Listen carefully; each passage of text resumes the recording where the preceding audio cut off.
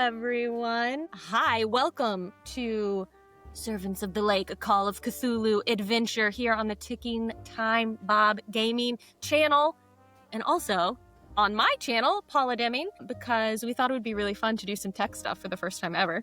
And I am trying to do stream together on my Twitch channel. Hey, people on my feed, if for some reason it's like, this isn't working, let me know. We'll just raid into the other stream. But hopefully it works and we can kind of all hang out together on two different channels. Hi, oh my gosh, thank you for having me. I'll just let you guys all introduce yourselves to everyone. Let's start with Bob, because, you know, the channel's kind of named after you. Hi, everyone. Bob, Tickingtimebob. We do a lot of Pendragon over here, and we're branching out into other games. And Call of Cthulhu is definitely, you know, part of the same system, part of Chaosium. And we look forward to the run. And, of course, having Paula here, thanks so much for joining us. Yeah, I'm so excited. And Rebekah, how about you? Rebekah, that's me. Hi, I'm Rebekah, aka Serpentine Muse, and I am on Bob's channel on Tuesdays normally playing Summerlin game, the aforementioned Pendragon stuff. But yeah, I'm really excited to play Call of Cthulhu. It's going to be pretty much my first time really playing it, so I'm really, really excited. Awesome. You're going to have a blast. And with already playing Pendragon, I mean, it's the same kind of thing you're rolling under, except Pendragon uses a D20 and Call of Cthulhu uses a D100. And we don't have the passions and the things, the traits to kind of guide or to invoke in Pendragon. But that's okay. We don't need passion in Call of Cthulhu. We just need curiosity and a willingness to lose our minds. Right below Rebekah in our framing, I don't know if y'all can see it, but it's Jeff. Oh, hi. I'm Jeff. I run a channel called The Lollygaggers. We do a lot of APs, actual plays, etc. We play all sorts of different games. Call of Cthulhu is definitely one of them, but we play, I don't know, 3 or 4 different games a week, so we're just kind of jumping around, playing whatever game we can. So yeah, Nice. First time playing with Bob, too. We've been talking for a while. First time we got in a game Indeed. together, so this is exciting. Yeah, and then last but not least, our final player, Cyberbro. All right. Hey, I'm Cyberbro. First time playing Call of Cthulhu, so looking forward to it. I've got curiosity and a willingness to lose my mind, so let's get into it. You're perfect. You're perfect for this game.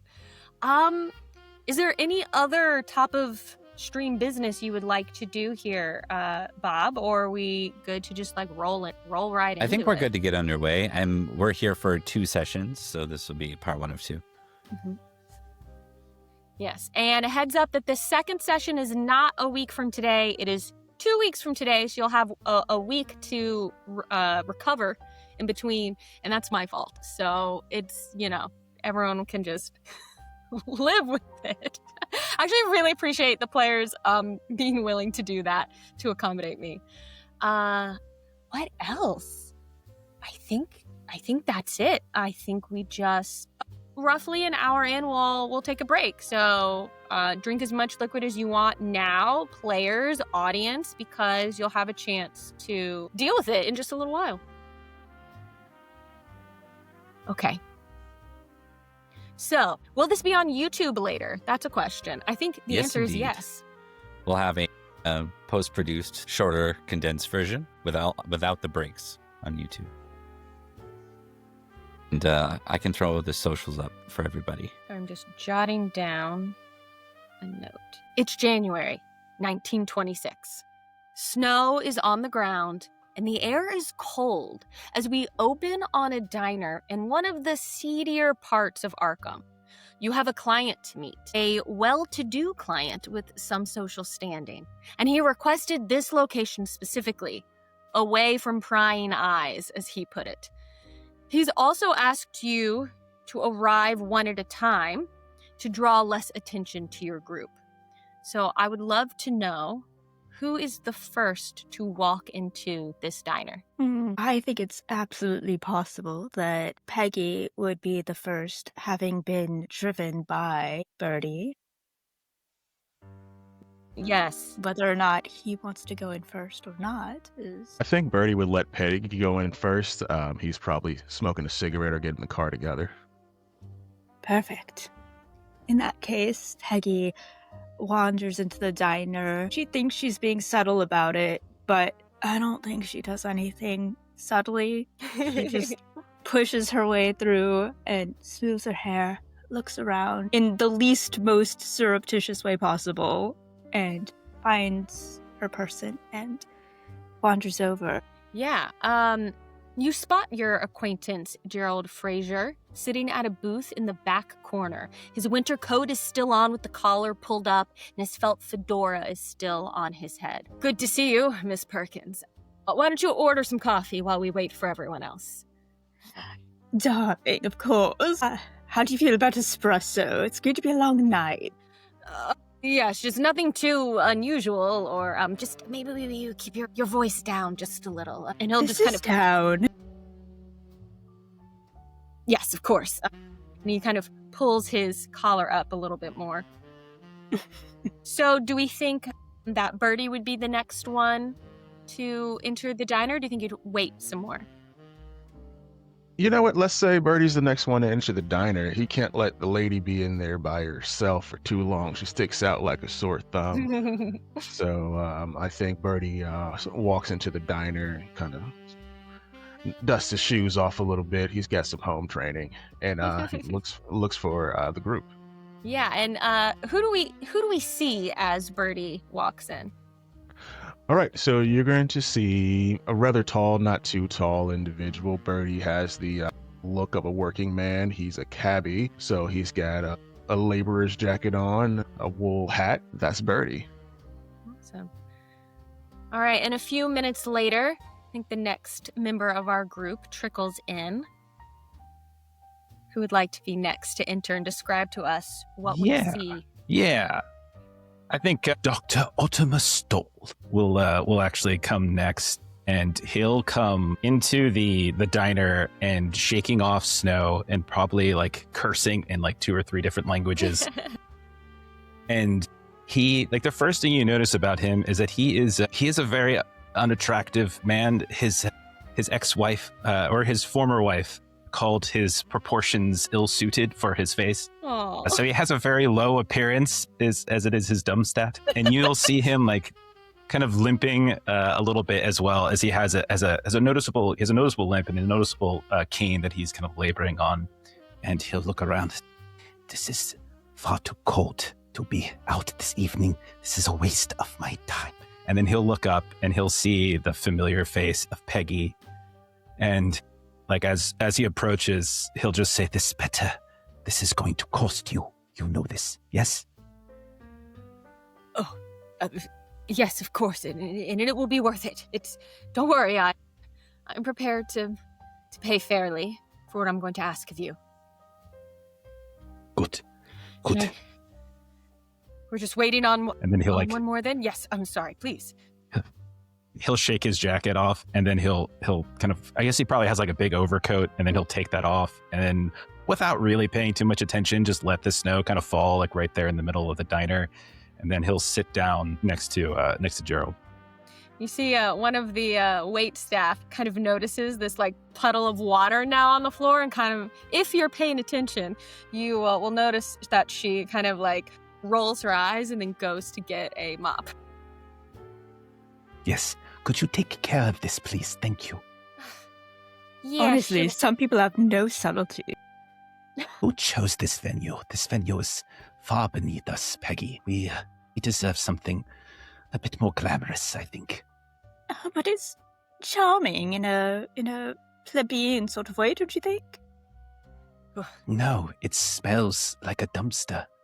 The waitress gives you another look, and then just like pushes the mop and like gets out of there like huffing and being like, "I get paid enough for this. This is just go be in your own highfalutin area if that's what you want. Don't have to come down here." And Gerald kind of like pulls his hat down a little bit more and says, "Well, that is exactly the reason that I chose this place. It's somewhere that no one would expect us to be, and that's what's important." So just our last member to join us, I'm sure, will be here soon as requested. Thank you, everyone, for showing up in this way. No problems. A job's a job. Of course, always curious to see what's going on. Cloak and Dagger is not my preferred arena, but I suppose for Peggy, we could do this, yes. I'm sure Arthur will be on the way soon. I think that's perfect timing for the door to jingle open again. We see a man, roughly 6'4", quite tall, quite big, but he kind of hunches his back and lowers his face a bit. And he's got his hand over a burn mark on his jaw, a scar from the Great War. He is a veteran. He looks quite well built, though clearly has added some padding to that build, being back home. He's dressed in a simple button-up shirt with suspenders and slacks. And he wears a flat cap. Great, and you spot the group. As much as your client would like to be not particularly noticeable, it is hard to not notice this group. So you spot them in the back of the diner and go over and join. And Gerald sees you. Wonderful, we're ready to begin. Thank you for meeting me in this way. I know it's unusual, but I have a task of utmost importance, and I need it done quietly. I would like to avoid a scandal at all costs, not only to protect myself, but to protect my son, James. He's gone missing, and I need you to find him. His future is at stake, and he's too young and stupid to realize it. And I'll take a long drag on his cigarette. Now, James is a student at Miskatonic University, studying philosophy. Or he was. 9 days ago, he left school, and he hasn't been seen since. He called me soon after he left to tell me he was abandoning his studies to elope with his girlfriend, Emily. He was on his way to her house in Kingsport. I told him he's only 25, he doesn't know what he wants, and leaving school for some girl will ruin his future. And things got regrettably heated. The last thing he said to me was that he was stopping at some roadside motel for the night before driving the rest of the way to Kingsport. As far as I know, he never arrived. He will then give you a photo.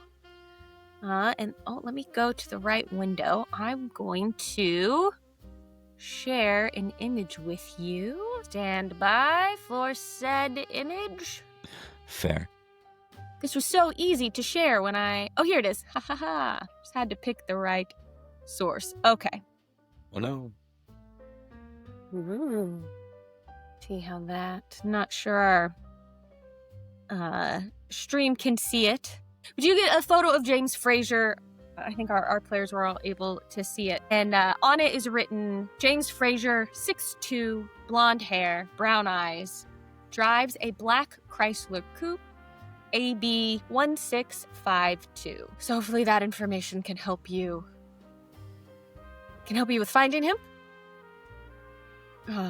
Also, here's a retainer, and he will hand over $200 in cash, and another $200 to each of you if you're able to find my son. Arthur has a little scribble pad out and a pen that he's jotting down the license plate with. Mr. Fraser. Yes. Far be it for me to pry into family affairs. I myself have an estranged son, so I'm quite familiar. Well, he's not estranged yet. It was just one fight. We're going to find him. You're going to find him. That's why I'm hiring you. Of course. We will certainly make every effort. You said that the last point of contact, as far as you are aware, is this roadside motel. Yes. How long ago was this? 9 days he has been missing, but how long ago has he been presumed at the motel? He called me right after he left the university, so it has been 9 days since he told me he was stopping. And there's no reason to believe in this winter weather that he might simply have run into an issue where he could not contact you? Well, of course, it's possible. Maybe he's choosing to not contact me. Maybe something has happened and he's not contacting me. Either way, I need to know where he is. I must get him back. It's probably some romantic flight of fancy, you know. A young love, they'll do anything for it. Decided to elope, perhaps. Maybe they're on a honeymoon. Well, yes, and if that is the case, I need you to track down where that honeymoon is and find them. All right. Hopefully it's not too late. Hopefully they aren't already married. I'm not saying there's anything wrong with the girl. It's just he needs to be in school. Yes, but he is of an age in which he himself is an adult, is he not? If you consider 25 to be...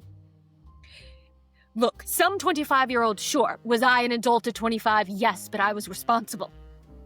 He needs to finish his studies. He owes it to himself and to his family.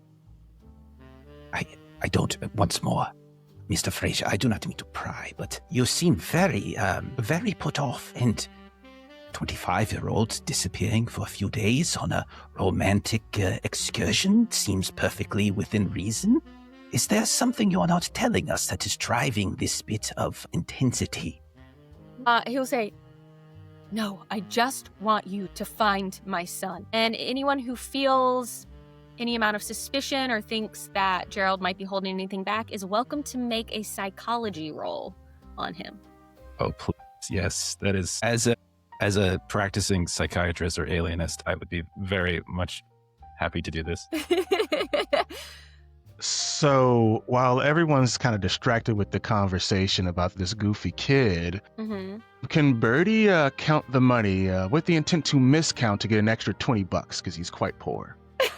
Sure, yeah. I think if you would want Sleight to of do hand? this, either a sleight of hand or possibly a fast talk. I would accept either one for convincing Gerald that he's giving you $180 instead of $200. All right. They're both 50, so I'll do the sleight of hand. Okay. Is there any way to, like, assist in, like, Call of Cthulhu or help out? Like, if we do a combined sleight of hand situation? What you could do is if you can describe to me how you are helping, I would give Birdie a bonus die to the roll, which basically means you roll your tens die twice and take the better result. Point of order, I'm using a digital dice roller, so like I already clicked the button. I got a 15 under 50, but sorry, I was too fast. You said go for it. I just went for it. Okay. I mean, look, I think what happens here is that Peggy clocks what you're doing, plans to maybe cause a distraction, help in some way, doesn't even, is just like a hair too late in the thought. You've already managed to pocket the money because a 15 under 50 is a hard success. So I think you have no trouble kind of pocketing the money and presenting the 180 instead of 200 to Gerald. And we'll come back to how you broach that topic in just a moment as we find out what Otmar's role was for psychology. So I rolled a 44 under 80. I'm happy to spend 4 points of luck to make that a hard success if that would be useful. I will say in this moment, save your luck. I think a regular success will tell you everything you need in this situation, which is that Gerald has very high expectations of his son, feels the pressures of society to live a certain kind of life, feels like there is shame in his son dropping out of school, and that he truly just is an overbearing parent who kind of wants to control, maybe with the best interest in heart, misplaced, is not really hiding anything, is telling you everything he knows, and just wants his son to live up to his expectations of what his life should be. Understood. I feel like that rings true, it rings a little bit with Ottomer, as he does have his own adult age son who hasn't really communicated much with him. So he'll just say, "Do not worry. Mr. Fraser, we will very much find your son. Do not worry. And as to his return to Miskatonic, I myself am a professor there. I am certain I could put a word in to smooth over any issues he might have returning. Of course, it would be preferable if he had a useful field of study beyond philosophy, something perhaps practical, medicine. Oh, I do not disagree with you. Philosophy, what a choice. But as long as he has some kind of degree from Miskatonic, you know, that is the compromise that I've made. I'm a doting father. I want him to go his own way, Clearly. just within certain guidelines. Yes, of course. Of course, yes. What father would not? Yes. Father to father. He'll shake your hand. At first, I didn't think we would see eye to eye, but now I see we are the same. And as he's shaking your hand, I think he will look over to Birdie counting the money and go, "It looks like I have accidentally left out $20. Is that?" It would appear so. You know, I'm not a learned man, but the subject of mathematics is near and dear to my heart. So before we 23 skidoo, we're gonna need that extra $20. Oh, of course. I'm so sorry. I must have miscounted. And he'll open up his wallet and pull another 20 out and hand it to you. No problem. Thank you. Yes. Yeah. Is there anything else? Anything else you think I've left out that would be helpful before you go? I think I don't know. I'm not the investigators at here. this point, Arthur does speak up because I think he was impacted by one of the things about this guy, and that is treating a 25-year-old like a child. He says, "We'll find your son if we can, but you should know that we can't force him to do anything. Neither can you. There are a lot of kids that died far younger in the war than your son." And there's like a pretty serious, like awkwardly, Arthur doesn't do this often, but every once in a while he kind of goes back into, you know, veteran mode. And he's just got a somber look in his eyes as he says it. Yes, I think at the same time, like, Peggy will, like, touch her locket that has her wedding rings on it. Like, yes, that's about the age I lost my Ken. I just want to know he's safe. If you could just bring me news back that he did just make it to Emily and just hasn't called me. And when you find him, will you just let him know I'm sorry? I just want him to be safe. Yes, of course. That's the job, after all. Yes. Now, I don't know how to get in touch with Emily, but if you have an interest in trying to find her directly, his roommate at Miskatonic, Travis Bryce might. Otherwise, I will leave you all to do your jobs. That's why I've hired you, and I'm sure you'll be able to find him. I know you will. Of course. So are we staying for pie as well, or are we just dispersing immediately? You're all welcome to stay, and he'll throw another, like, $5 down on the table. That's enough in 1926 to pay for a bunch of stuff, I feel like. And he'll say, "Please, call me as soon as you know anything." And then he will exit. Out of earshot of Mr. Fraser, Birdie would say, "Yeah, I wouldn't recommend we eat the food here, given how angry the waitress was, if you catch my drift."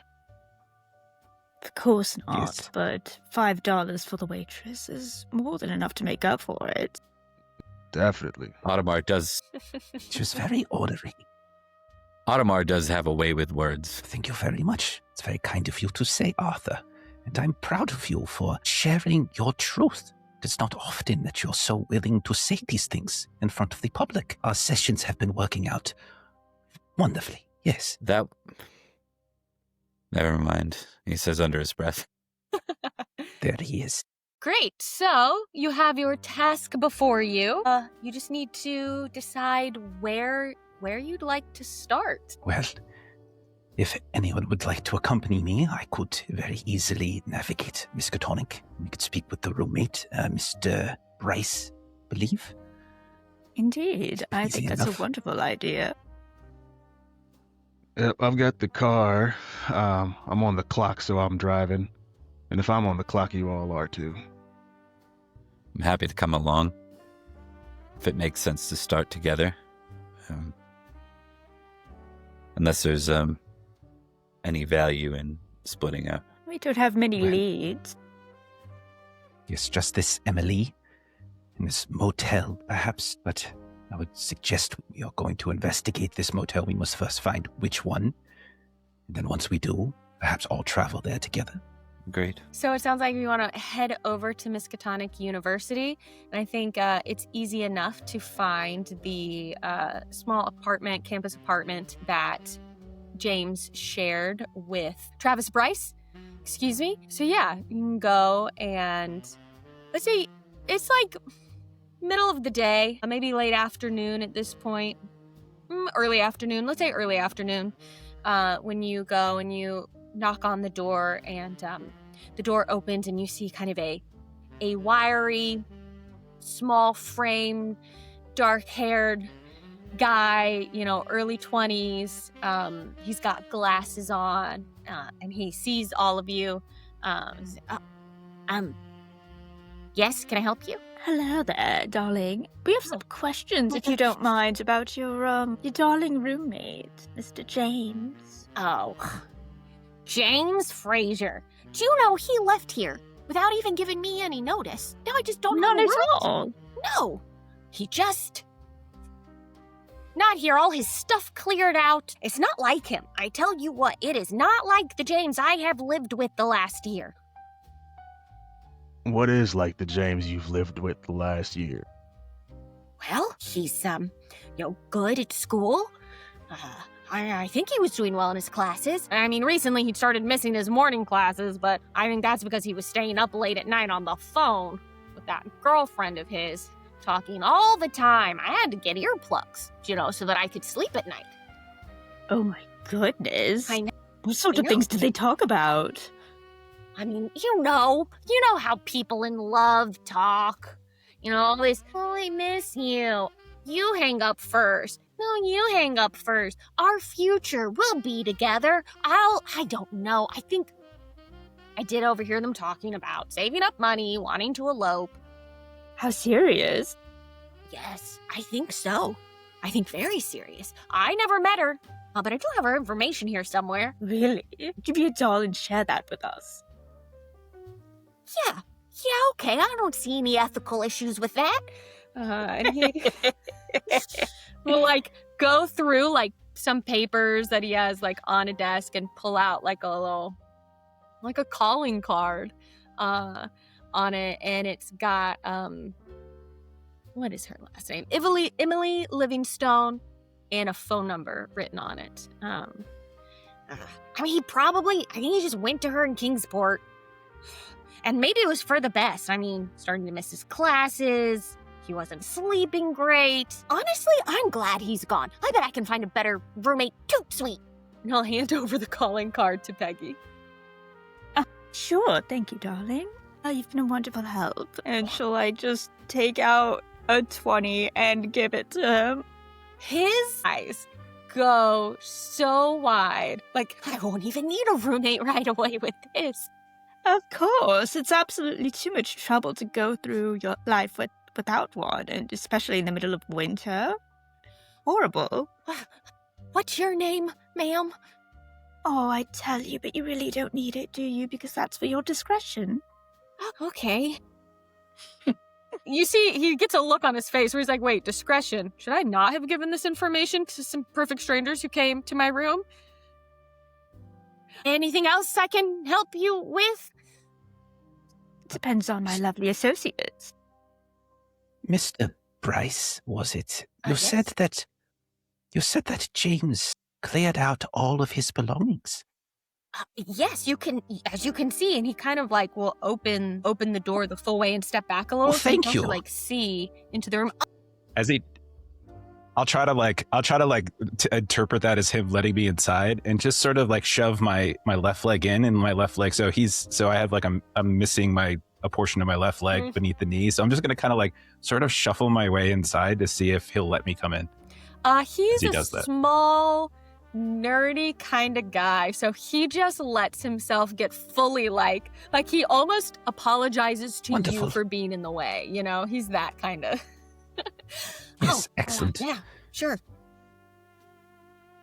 And so, yeah, I think I just want to like poke around a little bit just to see, like, is it true everything of his is really gone, and trying to get a sense of like what is left behind, or see if there is, I don't know, just kind of like look around where he would have stayed to see if there's anything maybe of interest. Sure. Why don't anyone who wants to, if more people are coming in, or if it's just Otmar who's coming in, why don't you make a spot hidden, and we'll just see based on that then what you find there. Sure. Yeah, I think Arthur will Nope. stand in the door more in the room than out. I got a 56 over 65 or under 65. Okay, great. So that's a regular success. I got an 88 over 60. All right, that'll be a fail. But you don't need to. You could push. So when you fail, you can always push a roll. You don't need to do that in this scenario. But if you ever want to do that, you basically get to re-roll while describing or justifying how you're doing that thing a little bit harder. Oh, I look around, I don't find anything. Oh, I put my glasses on and I look again. You know, if you fail again, then there is a greater consequence to that failure because you got a free reroll, essentially. You can also spend luck to bring your result down, 1 point of your result down per point of luck. In this scenario, no need, because Peggy has already gotten a success, unless you just really want to do either of those things. Yeah, no problem. We'll just say Birdie was focused on the $20 the kid just got. Yeah. And Otmar, what about you? No, 95 over 50. So that's a big no for me. Luckily, now here's a fun thing. If you have a skill that is lower than a 50, a 96 to a 100 is a fumble. It's basically a critical failure. 50 or higher, you only fumble on 100. So either way, this is not a fumble, but if you had a lower skill and a one higher point on the roll, it would have been a fumble. Maybe I'm distracted and disgusted by just the bachelor pad nature. How could you live in this filth? What is wrong with you? Have you no pride, sir? I'm going very to focused on my speak with your studies, residential Professor. assistant. No, please don't do Yes. that. I'll clean it up. I mean, this wasn't even my fault. You did James. James left it this way. So as they're having this exchange, I think, Peggy, you kind of start looking around. There's just some scattered papers left on James's side of the room with the desk. And you're just kind of like going through, lifting them up, and you find underneath one of them a roadmap. I think she's just gonna like fold it up and put it in her little pantsuit. Interesting. And they'll discuss that outside. Wonderful. And I think Travis is just going, please don't. Look, I'll clean it up, sir. What classes do you teach? I could sign up for your class next semester if that would help. I'm studying mathematics. Do you teach in the math Mathematics? department? I do not know. I am in medicine. Oh, That does not seem to be something that you are too concerned with. Health, you see. Judging from your environment here, I would say you are a very unhealthy man. oh, We should dig into that. Yes, if you're ever interested in participating in a student study, we are always taking volunteers, especially if you are willing to subject yourself to a high degree of stressful situations. We are very No. curious to see how it affects the mind, you see. no. I Yes. don't handle stress very well. I know I've seemed very together as we've talked today, but I do not handle stress well. I faint at the sight of blood. Actually, I think I might be late for class. I'm gonna have to go. I'm gonna have to ask you all to leave. Thank you so much for coming by. If you see James, tell him he owes me rent. And he will kind of rush you out the door along with himself. He'll close and lock it behind him, and then gotta go to class, and kind of make his way off to his class. I love him. What was Peggy super like sleight of hand like with that map, or would have been obvious? She probably thought she was, but She was probably did it ooh as she was slipping once, it in. Once the so student it's heads not- off, It's not subtle. Arthur will just kind of lean in close to Peggy and be like, "What did you find?" A map. And she pulls it out very dramatically and unfolds it with a flick and looks for any interesting landmarks or if it's marked at all. Yeah, so you actually you can see like when you open it up that it's a map of kind of the region, semi-local-ish region. You can see that a route has been marked that points toward Kingsport. And there is along the way a motel that's been circled. It's like a map to exactly where James is going, or at least planning to. It would seem that we have potentially a location and a next little clue in our adventure. I guess we better scram. Quite so. I've never been to Kingsport. Is it far away? It's quite close. It is a bit of a drive. In this weather, it might be more perilous than most, but we will be fine. We've got the best driver in Arkham with us.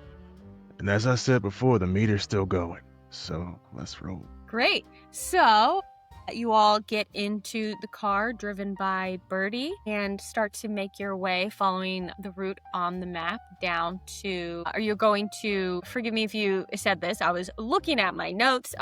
You want to go down to Kingsport to potentially where Emily is, or do you want to stop at the motel that has been circled on the map, or just feel out however you feel, on your fun road trip? I think we kind of talked about both, but we were going to the circled location on the map before Kingsport. Is that correct? Yeah, I Great. think that makes the most sense.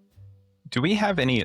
Were we given maybe from Gerald any we know her last name, but did he have any other information that he gave us about her, or is it just, as far as he was concerned, it was just whoever was stealing his son from him?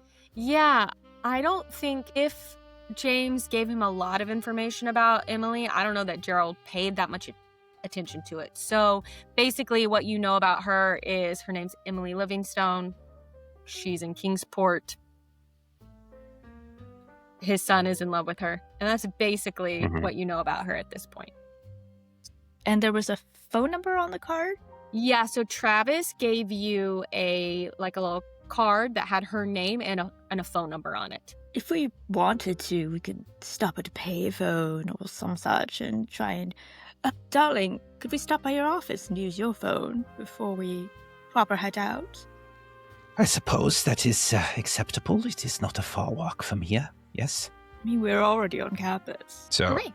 I like to think of Ottomer as not a good professor. He's actually probably a very unethical man. So it's more than likely there's stacks of midterms and things that he hasn't bothered to grade, and he's probably just going to randomly assign grades to them because it's of no interest to him. Only his only academic interest is his own research studies. He doesn't care about students. So I think that's what it would be. It would be some tiny little. He probably isn't a very well respected instructor either, but he is protected by tenure. So he's got his own little tiny office that is in much better condition than Mr. Bryce's place was. Yeah, and I don't think this is an era where there's probably an over concern for human rights the way we think of them. Yeah. Now, so Yeah, he's got 3 or 4 different sleep studies and death studies and things like that, where he's just we're trying to explore the mind in the moments before death. So we're going to put you in a position where it seems as though death is imminent. And then we will give you $2 and you will have your psychology credit for this semester. Wonderful. and then he'll shoo them away. we're gonna smother you until you just lose consciousness, and then we'll There's a revive wait you. list for that program, I bet. Yeah. You are advancing medicine. You are doing noble things. Yes. A lot of people like it for all the wrong reasons. Yeah, right. You get a lot of weirdos signing up for that.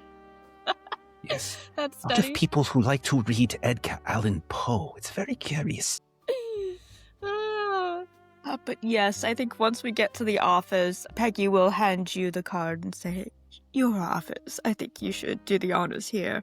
And then she will just take one of the midterms that are on the desk, sit down in probably some super plush chair, and just start scrolling through these midterms, just kind of reading them.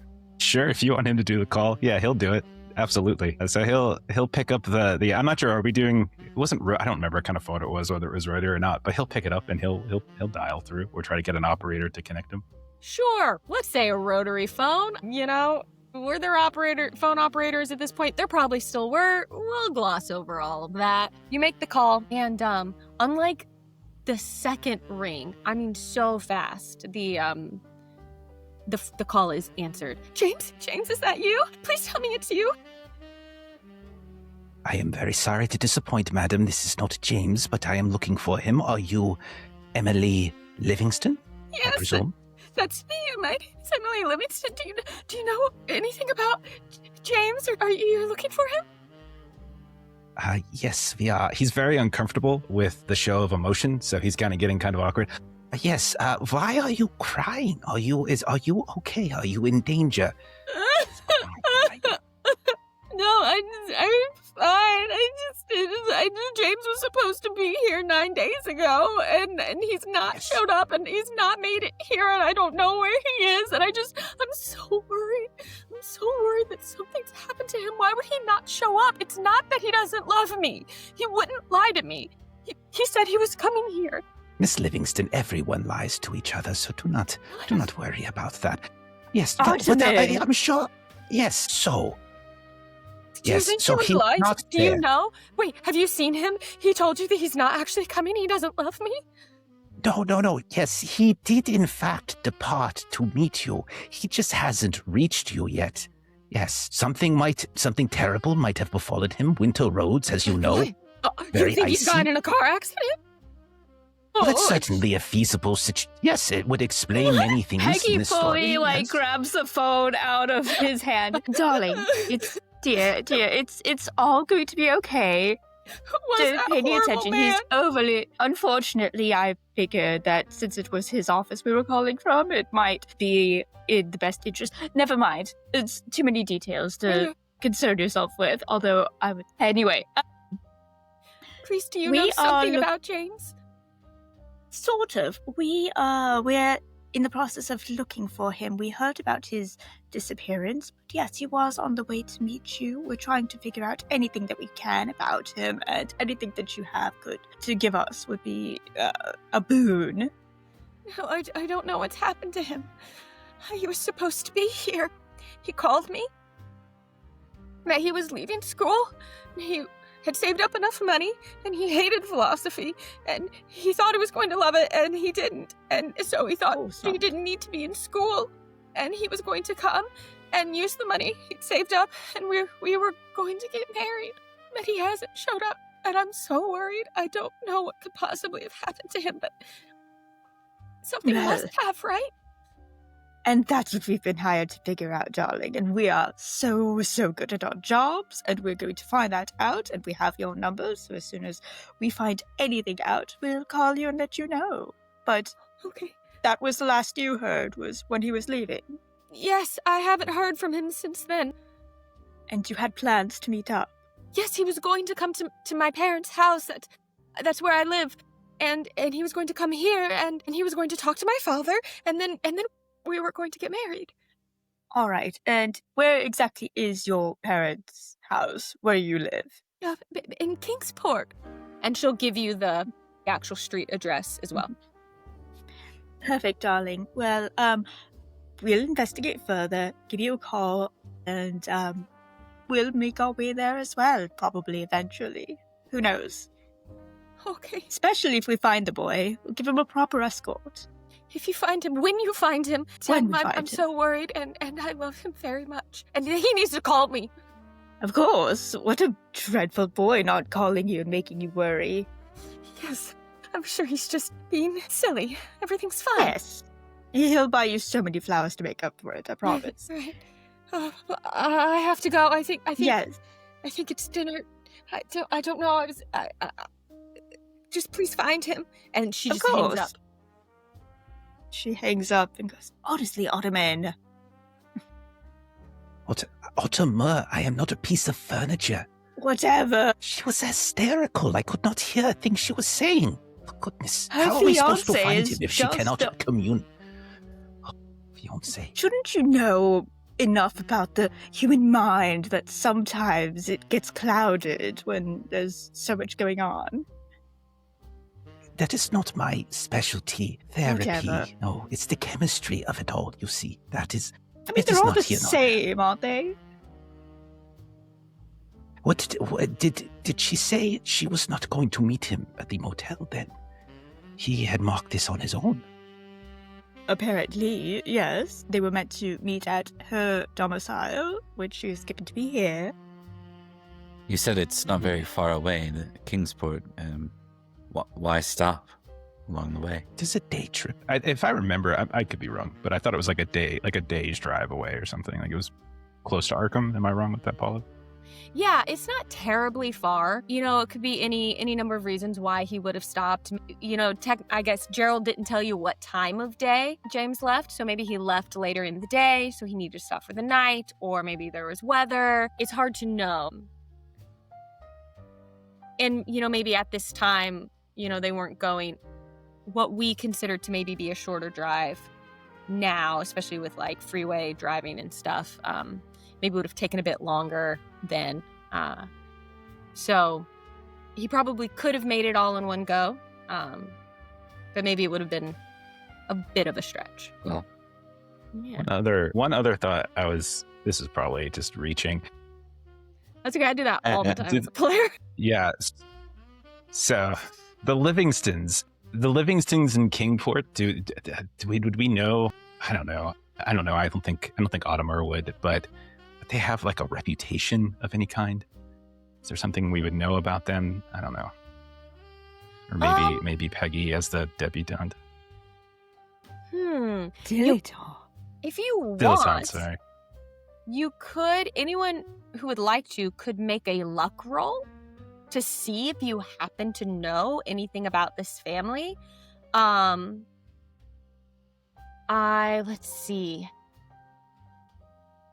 Yeah, just see if you get lucky and if you happen to know anything about them, if you'd like. Nope. I got a 90. 90. Yeah. Oh, yeah. Nope. Off of, And you cannot 65. You cannot push or spend luck on luck rolls. So this one's just you roll whatever you get. Can't push your luck. Got it. You also don't want your luck to run out. Yep. I got a 55 out of 60, but I just established that Arthur doesn't know much about Kingsport. So if we heard of this family, maybe it's something to do with the war or Boston. He was in Boston prior to Arkham when he returned. He was at the VA hospital. Yeah, you know, maybe you remember Arthur serving with someone from kind of this area named Livingstone. And maybe they're related, maybe they're not, but they seemed like just like a reasonable, upstanding kind of person. Very normal, you know, middle class kind of background. Was your memory of this person? Is that someone who's actually related to Emily? You don't know, but it's possible they were from the area. Let's say that. I remember someone from the war, Livingston. Couldn't tell you if it was a relative or not. Seemed like a upstanding lad. Well, that's one presumption. It's certainly possible that this is all just a misunderstanding. Of course, this Emily could be luring James out to for some sort of reward. After all, Mr. Fraser was just throwing money this way and that. So clearly he must have some sort of fortune to the family. I mean, that is possible. An awfully long way to go for it. True. I mean, Fair and enough. if that were the case, you'd think that they would, I don't know, be better at it, I suppose. Yes, and send some sort of proof of life to the father to let them know they meant business. Yes, I see. Very true. Yeah, He takes Doc, a I little don't bit. know. I don't know if this is the pulps. It doesn't make much sense that this guy's dame to be is expecting him to be at home and he's going to a hotel if she's planning on kidnapping him. There must be more True. going on here. Unless, of course, she was lying to us, which everyone does. Of course we do. But, I mean, I don't know, would she have been so obvious about her motives? Like, oh yes, here's my entire plan that we were setting forward. Or would she have acted oblivious? I see your point. Also, this midterm is garbage. Oh, he's gonna reach out and grab it. Oh, that is from last semester. What are the... Oh, goodness. No, this is this pile here. And he'll, pick another pile of papers off the ground. This is the current batch. They have not yet given me a teaching assistant. It is quite frustrating. All right, if everyone's ready to maybe get on the road and drive to the motel. And yeah, it's a really easy drive, and before long, you drive by a large wooden sign that says Squatters Lake Motel, with a smaller one hanging below it that reads vacancies. And you look at your map and you can tell this is the motel. This has to be the one that's circled on the map because there's literally nothing else that you've gone by. This is the only motel on the way. So you pull in to the motel and it's by a lake. So the lake, Squatter's Lake, you assume from the name on the sign, is shaped like a kidney bean, and it's got copses. I just learned today. I've always said this word copses of trees, but apparently it's copses of trees, of hemlock trees, little small groupings of hemlock trees kind of all around it. The motel itself is shaped like the letter T, running kind of parallel to the long, flat side of the lake. And so I'm going to give you a map in a second, but so you drive in, and you're kind of driving in and pulling in sort of perpendicular to this T. As you drive in, you go by kind of the main reception door, and it says vacancy on the door as well. There's a gravel parking lot that you're pulling into, and the whole motel is up on stilts. So there's a crawl space underneath, and it's kind of covered with that lattice work. Mm-hmm. You can get today you can go to a Home Depot and get kind of plasticky lattice work you can put up. So it's like that, but it's wooden. And there are stairs that lead up to the rooms, which you can tell as you pull in are on the I should just show you the map. It's on I don't know how, it's such a weird way to describe it. It's on the body of the T, and the reception door is on the top of the T. I'm going to share a map with you now so I don't have to keep making random gestures here. And I'm going to share you the right thing. You painted a great picture. Oh my gosh. Thank you so much. I do my best. You had me at kidney bean. I love, part of me is who cares what shape the lake is, but I actually really love that it's a kidney bean. Okay, let me just prep this, and I'm going to share the right thing. And it's this. Oh, yeah. So, again, I don't know how easy it is for our viewers to see on the live stream, but you've come in from the arrow that says towards Clark's Corner in the northern kind of top corner of the map. And there's the motel in a little T shape. And there's your Squatter's Lake, all kidney bean. And I got real southern talking about it. Actually, it's hard to real talk about a bean. motel without going southern, I feel like. So, so you pull into the parking lot, and you know that there's a door up some stairs that is labeled reception, and Bars in the parking lot as we arise. yeah. Oh my goodness, someone in chat, sorry, I'm not gonna call everything out. It says motel concept was only invented in 1925, and I knew that when I said this in 1926. Got him. So well I prepped. didn't, but yeah, I mean, I did. It was totally on purpose. So yeah, as you pull in, there are 2 cars in the parking lot.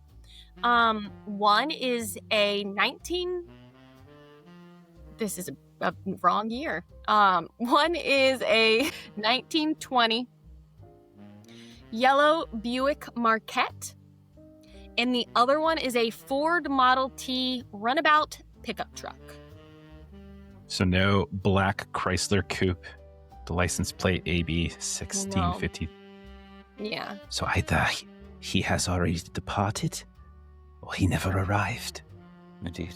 Well, let's hope for the former.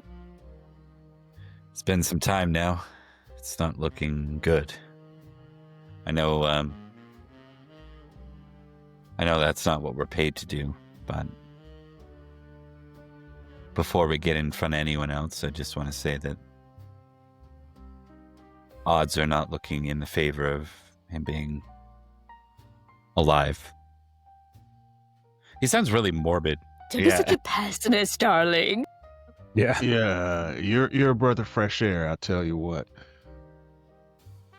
Arthur, take solace in the fact that most situations like these are resolved because the person in question lied, cheated, stole, and ran away. So it's perfectly possible he is alive and well, and he just disliked everyone in his life and wanted to leave. Yes? It's not unusual for people to get cold feet when faced with the prospect of lifelong commitment.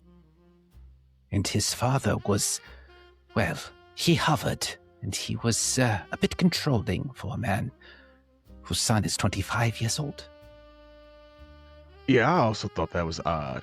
I'm gonna be honest there. 25 is a bit old to be hovering like that. Yes. When my Felix decided to join, like Arthur, the enlist in the American forces for the Great War, he was only 17. And there's many things a young man can do. 25 seems quite old. He should have a family. He's a grown man in his own right. So, my point being, he could very much be alive, but a liar and a cheat and a steal, that is all. Great, but easily verifiable, I'm sure, if we follow Yes. the clues. Or he could have decided to continue on instead of stopping here. Obviously, this motel is not particularly lavish after all. Perhaps he is a man of taste. Yeah, this place is a racket, I tell you what. What about the Indeed. late night calls, though? Are you all? I don't know. Something about that seems like he wouldn't have left her, even if he left everything else. Arthur, flights are fancy. They're temporary. These sorts of things never work out. You know how it is.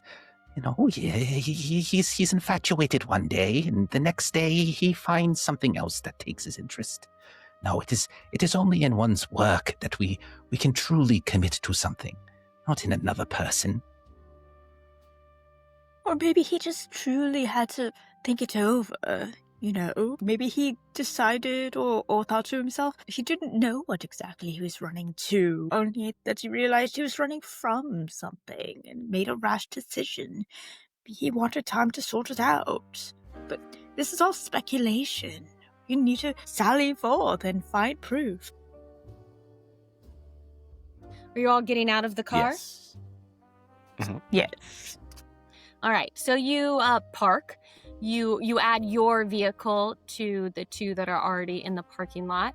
And as you get out, if I could have everyone make a listen roll for me.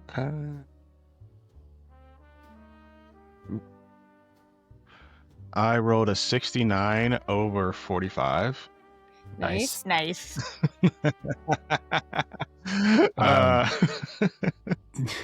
I rolled a 9 under 60. Wow. So the extreme. Wow. I rolled a 15 under 60. Yeah. Wow. Okay, so it's extreme success, I think, hard success. 93 over over Uh, 20. So Super fan. All right. So Birdie and Arthur, you hear nothing. It's just quiet. Just a quiet place. Peggy, you also notice that it's really quiet for being such a rustic setting. You can hear the sound of the lake lapping at the shore and the occasional frog, and that's it? I mean, there's no birds. You don't hear any birds. Audemars, with your extreme success, you also clock that there are no birds, which feels odd, especially as on the drive, there were a number of crows in the area, and there were some actually you happened to notice near the sign for the motel. And as soon as you passed that sign and got onto this property, not only do you not hear any crows, but you're not seeing them anywhere either. What would you all like to do? You have motel rooms here, you have the reception, you've got this lake. The world is your oyster, to an extent. And what time would you say it is? It's certainly late, or? I think it's closing in on being like,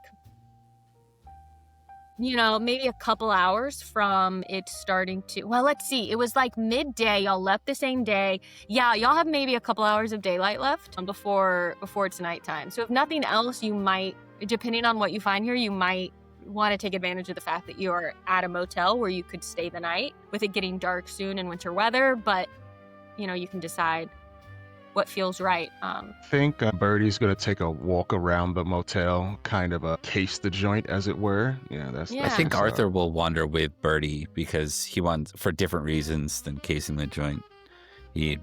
Similar, but probably for different motives. Yeah, for sure. So, and what are Peggy and Audemars doing? Do you want to join them, or do you want to do something else? I think Peggy would probably want to go in and talk to the clerk. Yeah, agreed. I think I'd go with you. All right, cool. So as Peggy and Audemars head toward the stairs that will lead up to the door for the reception office, Birdie and Arthur will go, I'm imagining you going kind of around to the south side of the motel along the leg of the T and kind of make your way around. So as you go, you notice there are 4 rooms on this parking lot facing side. And then as you make your way around that, there are 4 more rooms that are on the kind of lake facing side. Maybe those cost more money. They have a nicer view. And there's the lake that stretches out, it's fairly large. You could walk all the way around it. It would take some time. It's not, crazy big, but it's certainly not a pond. It's a proper lake. And let me just see. Yeah, just down kind of, you can see as you've kind of wrapped around the motel around the south side and you're walking maybe a bit north up the side of the lake, you see that the flat top of the T, it looks like there's maybe, some sort of room or garage or workshop-y kind of looking shed kind of there at the back. And across from that is a pier, and there's some rowboats tied up. And that's what you can just see at a cursory kind of walk around, unless there's something specific you want to look at more closely or somewhere you want to specifically try and walk to. You said there was a mesh. The motel was on stilts and there was mesh around the motel. Does any of the mesh seem broken? Why don't you give me a spot hidden? No problem. All right. Heart of the cards. 4. That is a 4 under 60. Wow, I'm pretty sure that's an extreme success. Yeah, so there are definitely signs that this motel is not the best taken care of. And you can see that, this like wooden lattice work that covers the crawl space isn't in the best shape. In some areas, it's kind of, looks like it might be like kind of pulling loose in some areas or breaking off. And as you walk around, you actually do see that on the kind of northern side of where the rooms are, like where the leg of the T meets the head of the T, there is definitely like an opening there. Taking notes. Yeah. All right. Birdie would look to Arthur and say, Well, if you're looking for a body, it's going to be in there, I guess. He looks over and, oh, we should at least take a peek. Let's wait for the others before we go crawling around under a Right. motel. Great. Yeah, anything Yeah. Arthur wants to specifically do Yeah, before we so- come back over? Yeah. Arthur spent a lot of time in his youth looking for his sister. I think he's gonna just kind of not get too close to the entrance, but like, the path to it. He's just gonna, because he doesn't want to pull us aside. We need to get back to the others. But Arthur will kind of bend down on one knee and just look to see if there's any sign of like tracks in the ground or anything like that. He's got a bit of track. Yeah. Okay. Yeah. Either track or spot hidden.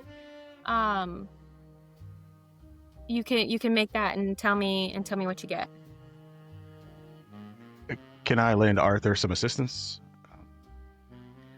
If you have, I mean, it's daylight, but it is, underneath a building, so it's kind of dark. So if you have some sort of way to provide any kind of light, the modern version would be holding up your cell phone with the flashlight on, to help him see. I would consider that as maybe being for a bonus die, or if you have an idea of another way to assist, I'm certainly open to hearing that.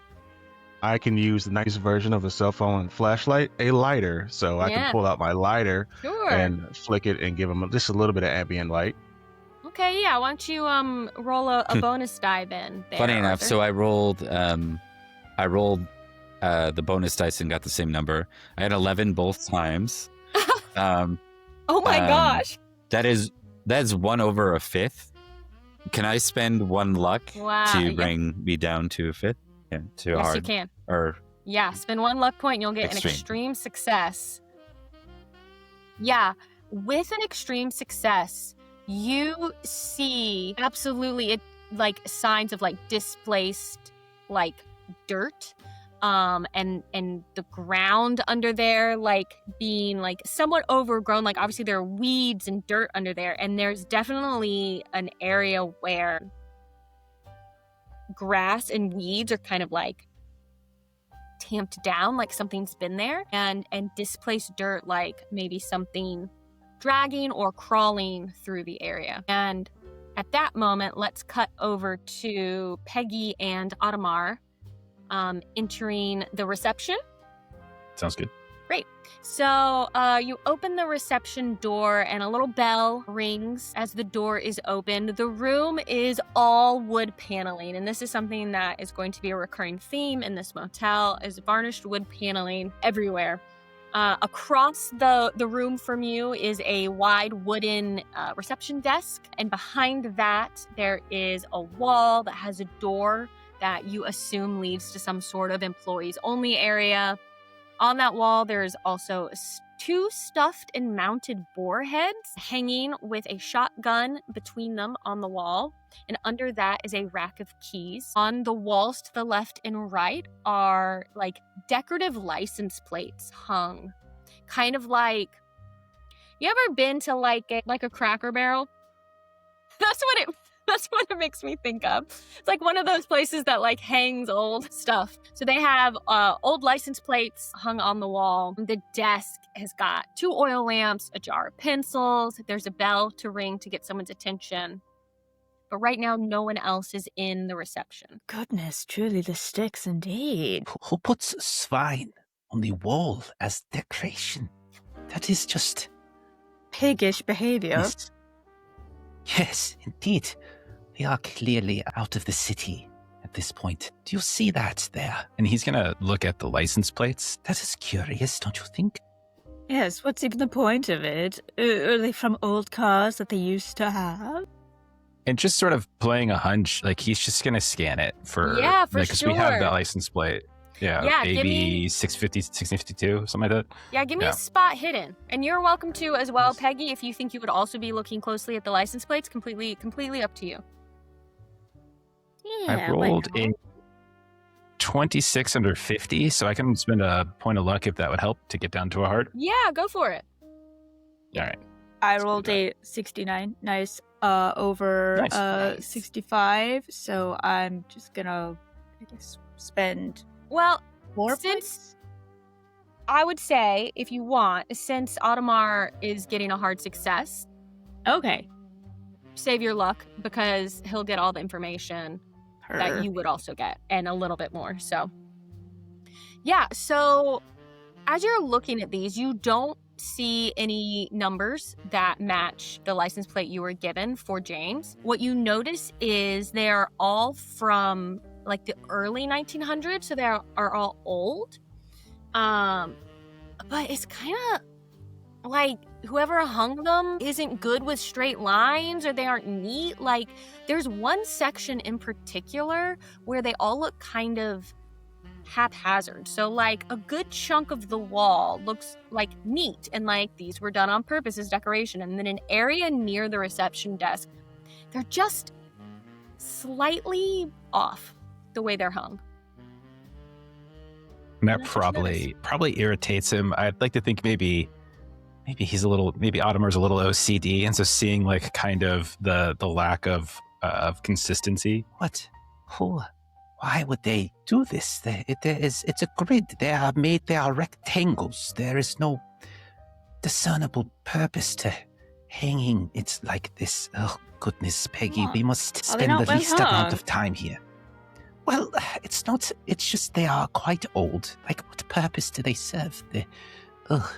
And look here. It's like someone stopped caring. Yes, it's and dreadful. I know. People are lazy. As you have this exchange, the back door behind the reception desk opens. It creaks slowly, drawing your attention, and you hear the words. This is the accent I didn't warm up. I'm going to bed before either one of us come up with another clever way. All right. Or worse, expelled. Worse, expelled. Okay, you don't hear that. That's just what I needed to say.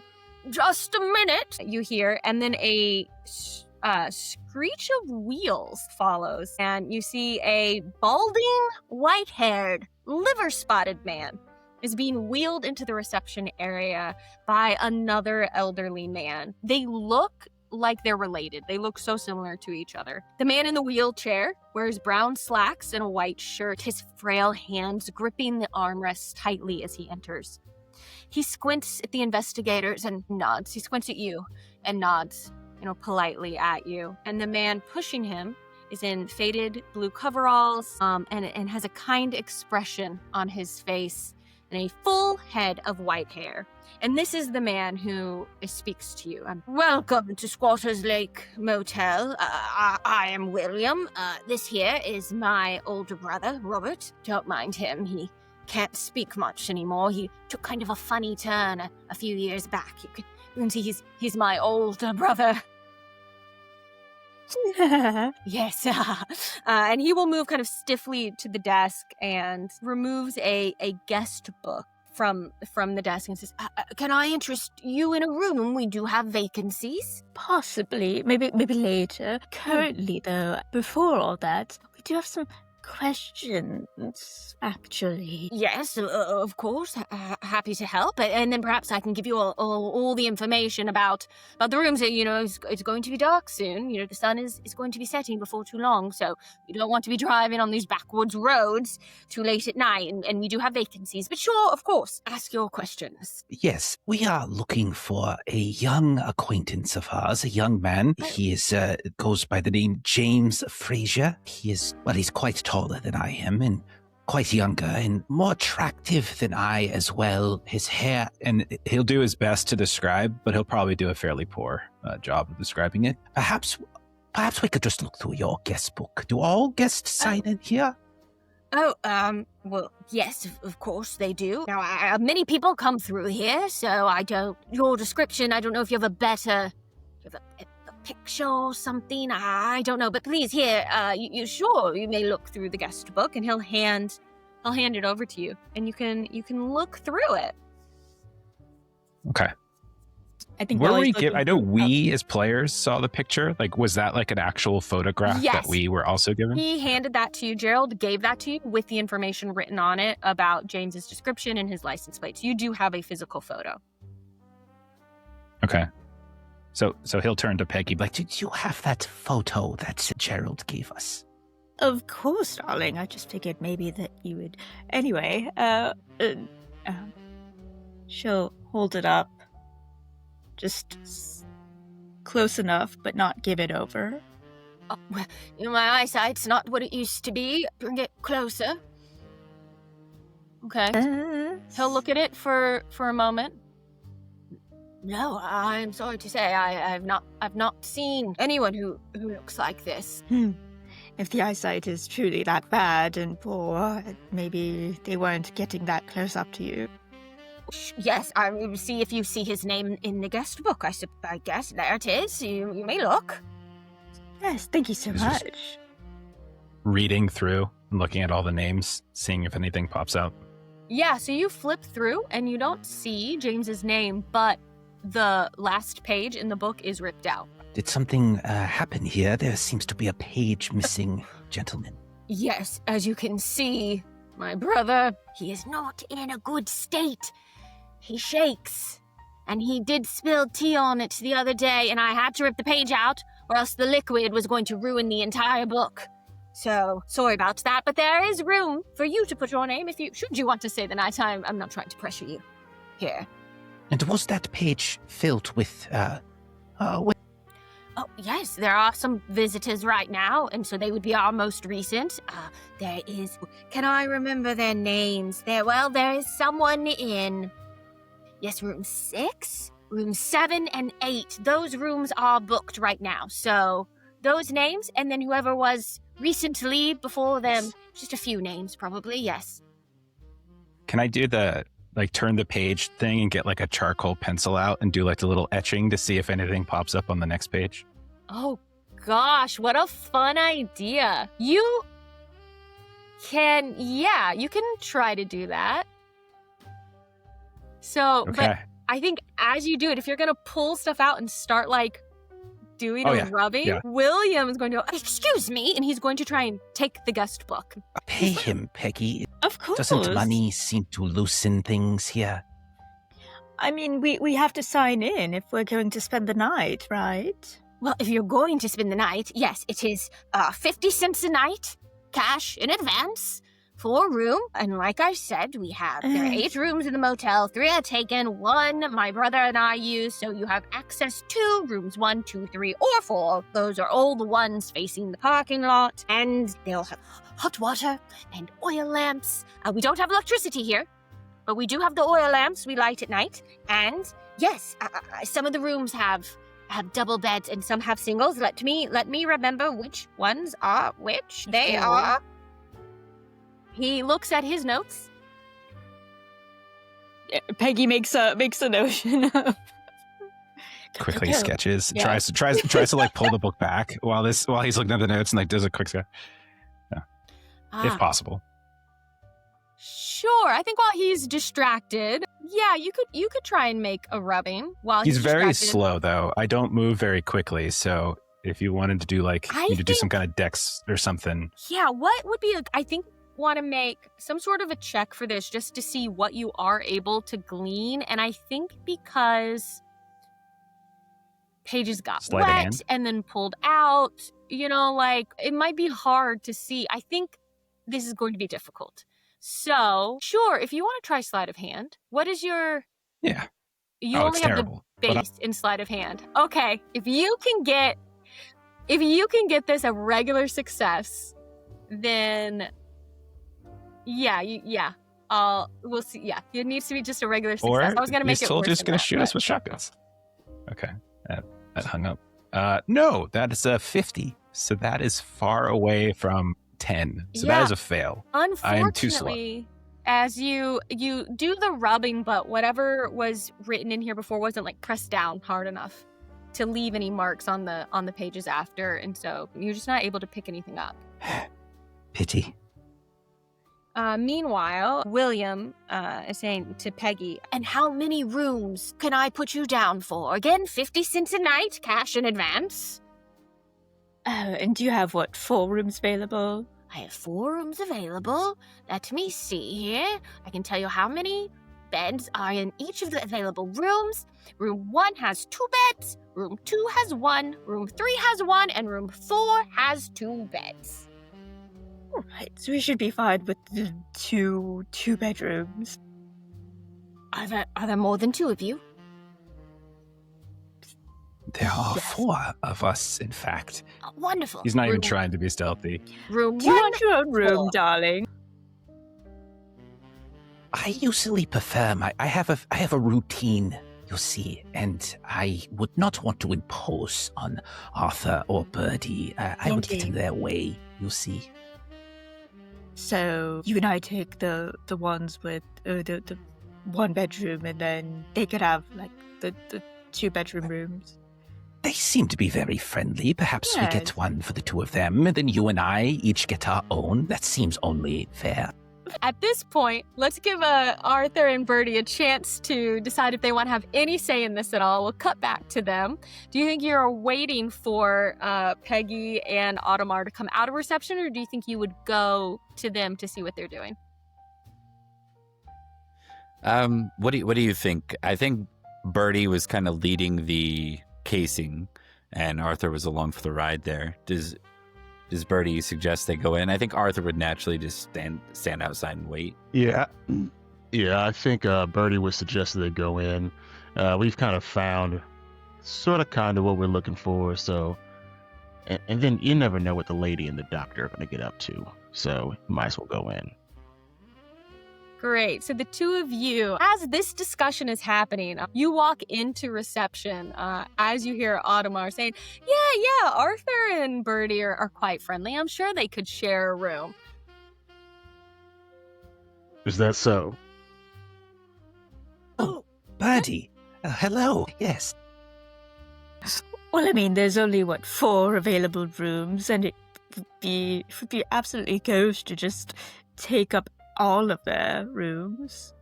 I What if don't didn't have mind a flipping the visitor? sign over to say no vacancies. That is fine with me. 50 cents a night, pay cash in advance.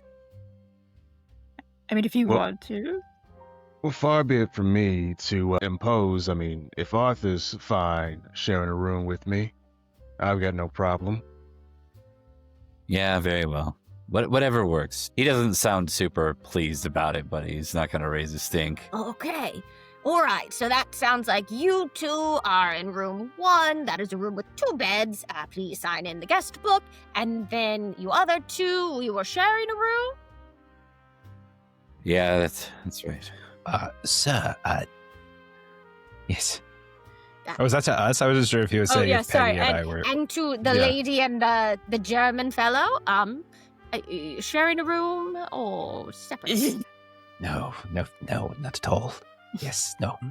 One separate room. So rooms 1, 2, and 3. That will be $1.50 for the night. Thank you very much. And he'll present you the guest book to sign. Peggy tosses a 5. Well, yes, I can. Thank you. How? We don't offer any sort of services here. There's no food. There are rowboats you can take into the lake to go fishing. You can have the fishing poles for free. I will not charge you to rent them. Yes, thank you. And he will put that 5 in his pocket Good. to settle into your rooms. And thank you so much. And the whole time, Robert, the older brother, has just been kind of like sitting there quietly, just like not quite with it, just like kind of like watching. And then William will roll him back into their back rooms. He does hand you the keys to your rooms, of course. He must do that. Hand you the keys to your rooms and then kind of roll Robert back into their back area. And let me share with you, just so y'all have it, the kind of layout of the motel, so you can kind of understand what you're looking at here about when it comes to your rooms. And there you go. There it is. So you've got rooms 1, 2, and 3 there. So right by the reception, and then the next couple down. All right. And then, for reference, the hole in the mesh that we found, that was under the workshop, correct? Yeah, that's kind of in that area at room 5. At room 5. And workshop, yeah. Kind of in the Gotcha. space, kind of between those. I see.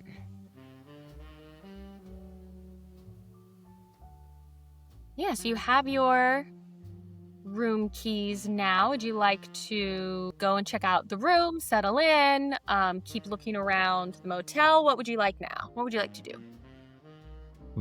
I think Arthur will just kind of lean in towards Peggy and Autumnmore and say, we should probably find somewhere quiet to talk. Well, we've got rooms now, darling. We could go into one of them. It's also quite silent outside as well. You noticed that too. Yes, it's very odd, don't you think? We are in nature. Isn't that the selling point of this place? Yes, you would think. Certainly not the decor. Perhaps this place is beset by bears, and that's why there is no small game or birds. Bear. Large cats. Yes. A predator of some kind. That's the only reason why there would not be birds, I suppose. I didn't sign up for bears. One very rarely does. Birdie, it would appear that you're the only birdie in this area. He laughs in the way that you laugh at a joke that your grandparent says to you, just like, yeah, you're paying my bills, yeah, okay. Peggy does not clock it. I love all these people so much. I hope you all live. Yeah, so would you like to stay in the reception here? You are currently in this room alone. Robert and William have gone back into their back area for the moment, at least. You can go to one of your rooms you now have keys for to have a private conversation. Yeah, probably. There's room 1 was one of the ones that had the 2 beds. So, and that was closest to, I think, some of the other areas. So I think Peggy would advocate for that one. Makes sense. Agreed. Works for me. awesome. So you all make it into room 1. You put the key in the door. You open it. You do notice outside of each motel room door is an oil lamp. Since William mentioned that there's no electricity in the motel, and so they use the oil lamps to light everything once it gets dark. And it is starting to get near sunset. So you open the door and you walk in, and it's a 15 by 15 space. I mean, it looks like a motel room. To the side of the door, and all the rooms are identical, basically, in their layout, other than the number of beds in them. But there's a window with wooden shutters to the side of the door.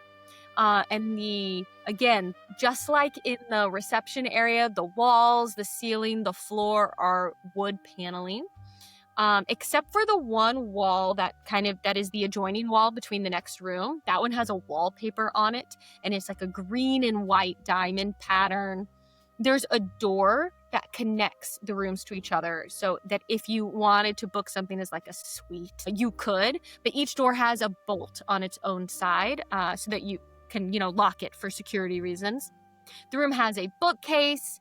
This particular room has 2 beds, each with a bedside table with an oil lamp, an alarm clock. There's a dresser and a wardrobe, a small table with 2 chairs. There's a mirror on the wall. And each room has its own bathroom. On the floor is a Navajo rug. And that's what you see as you walk in. On the bookcase are just like some small books and things, the kind of stuff you might find in a small town motel. Modern day, I feel like it would be like pamphlets for an excursion you could do, kinds of things. Local lore kinds of stuff. Yeah.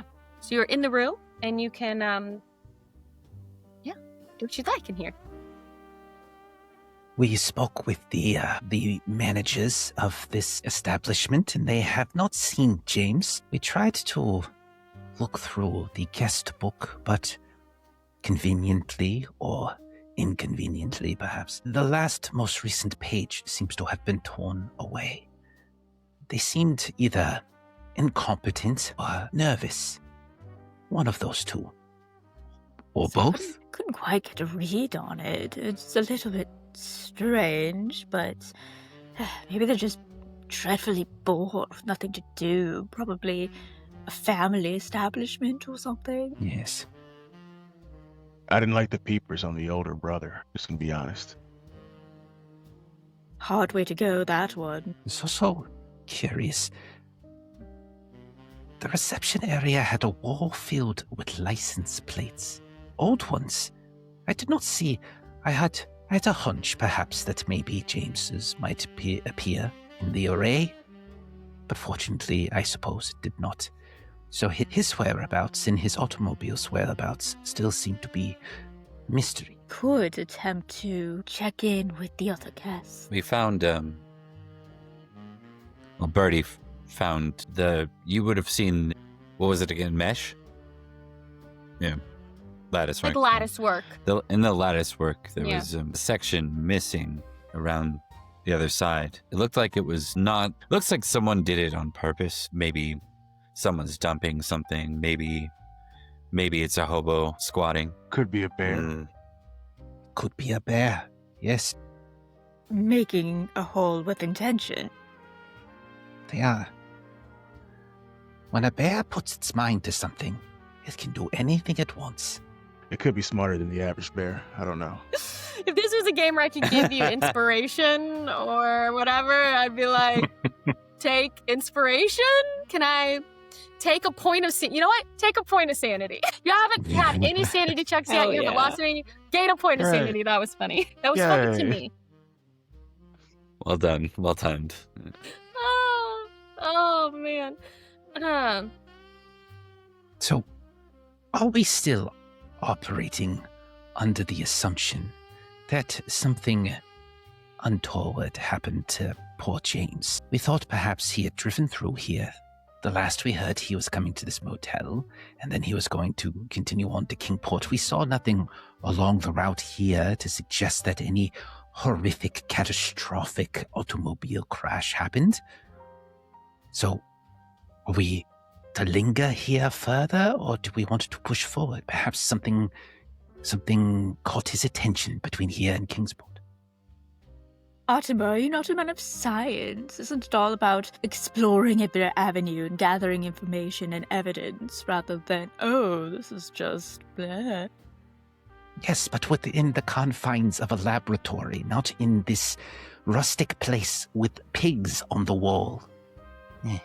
Yes, there were pigs on the wall. If he were here, his car is not here, right? We haven't seen his vehicle. You know, I'm a glass half full type of guy, but I'm gonna be honest. They could have gotten rid of the car, and James, if he was going to be here, and he's not in the room, he'd be under the hotel. You think they did something to him? Those two old men. No, not them, but someone could have. It does, it's worth looking into under the hotel if we want to be thorough. Now, either way, we've been paid. At this moment, you start to hear a commotion outside. Sounds like two voices shouting. If you want, you can listen in, but you will have to open the window or open the door to do so. Oh, Peggy absolutely wants to listen in. Just a little bit. For sure. It's exciting. As you crack the window or open the door, just for painting a picture, how do you think you?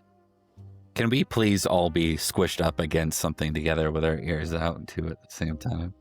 The door, all of our eyes are like The stacked door atop each other. cracks and your heads are just one on top of the other. 100%. We see door, boop, boop, boop.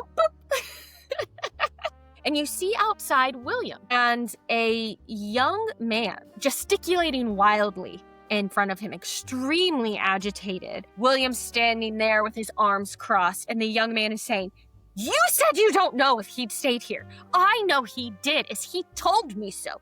Now, calm down, young sir. There are people trying to rest here. Rest here? What with all the noises under the rooms at night? Good luck to them.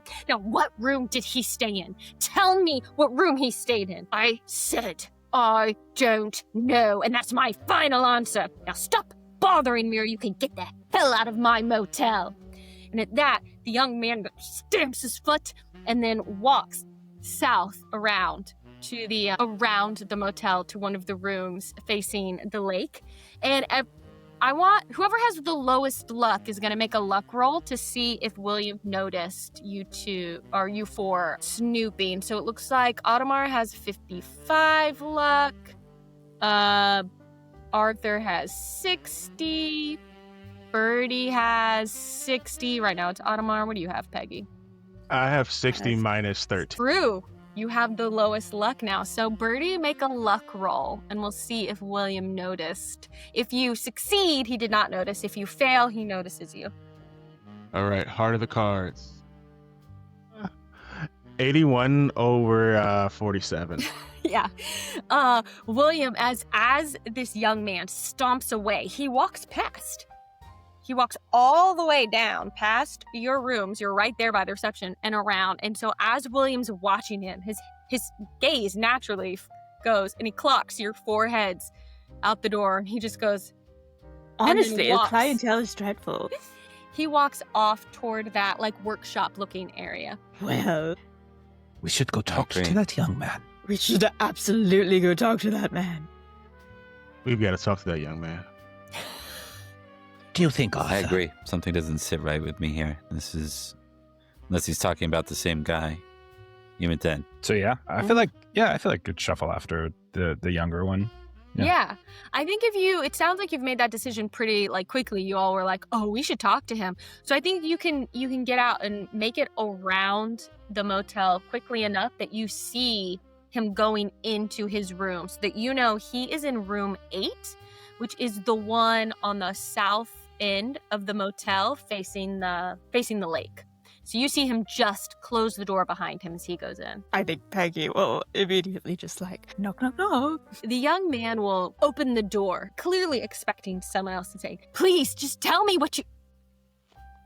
Can I help you? And he'll kind of like push the door closed just enough to like do the chain so that it's like open, but it can't be fully opened. Yeah.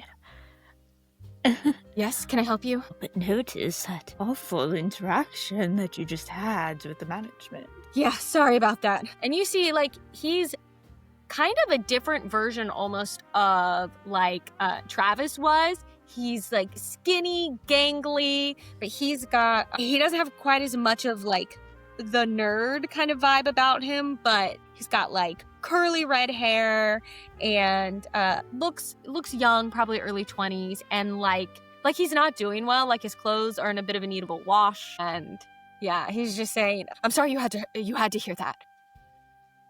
Sorry, I know people are trying to rest here, and I didn't mean to disturb anyone. Oh no! Disturb away? What was that all about? Oh no, I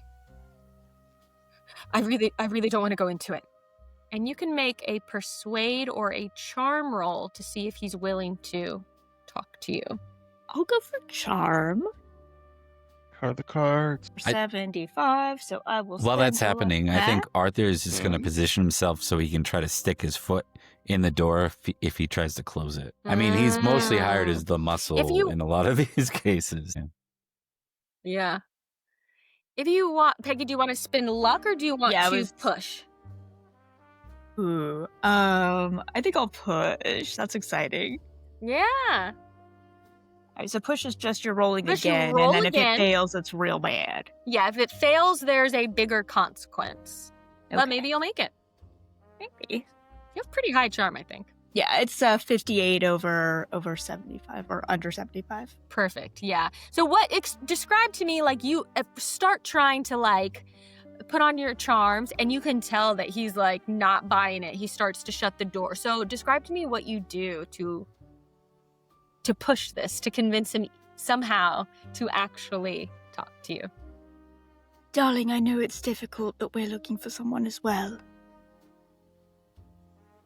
You are? Yes, And they came here to this motel? so it would seem. Circles it on the map and everything. Okay. Yeah, okay, let's talk. And he'll undo the chain and let you into the room. I just can't believe I knew something funny was going on here. You've got was- wonderful intuition. Well, I was supposed to meet my friend Abe. We had set to meet here, and He told me he was coming here. I talked to him the night before he showed up, and he said he was here, and then I was a day away, and when I got here, he wasn't here. He wasn't here at all, and I've been here for 2 weeks, waiting for him to show up. Why isn't he here yet? I think something's happened. People who own this motel, that guy, he's acting like he's never even seen him before. I know he was here. He told me he had just arrived, and I said, I'll be there tomorrow, and he hasn't been here. What about you? Much the same, I'm afraid. Got a call from, well, we didn't, but our client received a call from someone and, said that this was the last place they knew that they were. I don't know, I don't like it. You said, something about noises at night. Yeah. Oh, there are noises under the rooms. The place must have rats or something. I don't know how anyone's getting any sleep around here. I've never heard anything like it, and I've lived in some not great places, you know? He leans back and whispers to Birdie, "The bear." Hey! I'm sorry. You know what? Did we? Oh. I was going to Please, say, sir. like, Did we get your name, sir? Dr. Stoll. Dr. Stoll, I'm Jacob Trent, and I was here to meet my friend Abe. Ah, yes, I see. We are also here to meet a friend, as my colleague here has said. You said you've been here for 2 weeks, is that correct? I've been waiting 2 weeks. I don't know why Abe hasn't shown up, and that's why I think he was here. And the motel owner just doesn't want to say so. I see. You wouldn't happen to have seen a young man, mid-20s, goes by the name of James. Peggy, do you have that photograph again? Of course. And she'll be a little bit more generous with this one and allow him to hold it. Great, he'll take the photo and look at it. Oh, gee. Yeah, I think I saw this guy one night. I didn't get to talk to him. I noticed him pull in one night while I was waiting for Abe, and then the next morning his car was gone, so I just assumed he just left. They telling you he wasn't here? Indeed. And she'll Yes. hold her hand out for the photo. He'll give it back and say, those guys are either senile or they're lying. I have half a mind to leave this place tomorrow and go to the police. What do you think? mean, probably for the best. I mean, you don't really seem like you're doing all that well, and she'll just kind of like reach forward and kind of grab a loose thread of his clothes. Oh, I've never gone this long without talking to Abe before. And I'm worried about him. Oh, you poor dear. Losing a friend like that is devastating. Yeah. Yeah, he was a really good, he's a really good friend. Of course, if you're waiting 2 weeks, you must be the best of friends. He's the best man I've ever known. I've Son, never if been I'm separated from him this long. Thank you. Son, if I'm going to be honest with you, you should probably get on the road tonight. Head on out there. You're going to go to the police. If you feel that passionately about this, get on the road tonight. And go talk to him tonight. You really think so? I don't know. It's getting pretty dark, and Darling, you look like you could use a warm meal, a fresh set of clothes, and a proper good night's sleep. Here, take my card and tell me you're leaving. Yeah, sure. I'll think about it. I'll get my stuff together, and maybe I'll think about it. Yeah. If not tonight, maybe first thing in the morning. I mean, this place gets kind of creepy at night. It might be better in the daylight, but yeah. All the more reason to leave tonight, as Birdie has said here. If it is creepy at night, if the bears come, perhaps it is best not to be here. Spend one night, just city over at a better hotel, and then maybe come back in the morning. No need to stay here. Yeah. Yeah, okay. And could you describe your friend for me? If he shows up, I'll send him your way. Oh, yeah. He's a little shorter than me, a little stockier. His name's Abe Hickey. Abraham is what his parents call him, but no one else calls him that, so he would answer to Abe. And he's got brown hair. He keeps it short, and he's real good looking. You know, he's got some freckles and real blue eyes. You'll notice him as soon as you see him. I mean, you can't not, you know? Of course, yes. Jots all this down in like a little like lambskin journal. Yeah. If anyone wants to make some kind of persuasive roll, we'll see how much to heart Jacob takes your advice that he should leave. You could do a persuade, a charm, you could do a fast talk. Oh, okay. Yeah, anything that feels kind of appropriate. Yeah, I'll try to do charm again. Yeah. What are the odds? It was like another 84. Yeah, he's just like, yeah, maybe I'll go. Maybe I'll one more night and I'll go in the morning. Yeah. Thanks. I'll let you know if I see anything or hear anything, if I get any information out of these owners. All right, if you need anything, just another person to talk to, we're just round the hall. I'll be in room 2. Okay, thanks. The Great, doors to the... Oh, sorry. No, please. The doors to the room, do they open in or out? They open in. Okay. Yeah. So yeah, you can leave Jacob to his own thoughts. And do you all want to go back to this crawl space? Do you want to try and knock on any other doors? Look more around the lake? What's next for you? Maybe the lake? Since we still have a couple hours of daylight, that might be the best time to do it. That seems good. Yeah. If they did get rid of him here, then the lake would be the best place to put a... Indeed. Great. So the lake, the motel's kind of in the middle of the long flat side of the kidney bean. So would you like to go around to the south or would you like to go around to the north of the lake? The north is up toward the where the riverboats. Woo! The north side is up toward where the rowboats are with the pier and the fishing poles and the workshop. And then the south, there's more trees and things. I think it makes sense to go up towards the rowboats and pick one of those up since Yep. we have access to them. Yeah, definitely.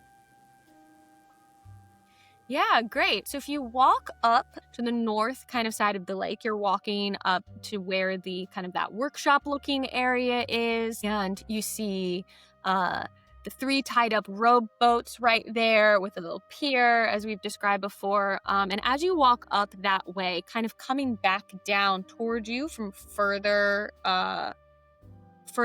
walking along the lake, you see a man, kind of a tall, heavily built man in a black suit, and he's kind of walking toward the rowboats as well. He'll wave at the man. Is he is he dressed like in fine is he dressed like a suit or is he dressed like somebody who's about to go out in the lake? He's dressed kind of in like a business suit, so he doesn't look like he is like about to go out in one of the boats. He looks like maybe he was just taking a stroll. And Arthur, you wave. Yeah, it seems courteous enough to do. Like,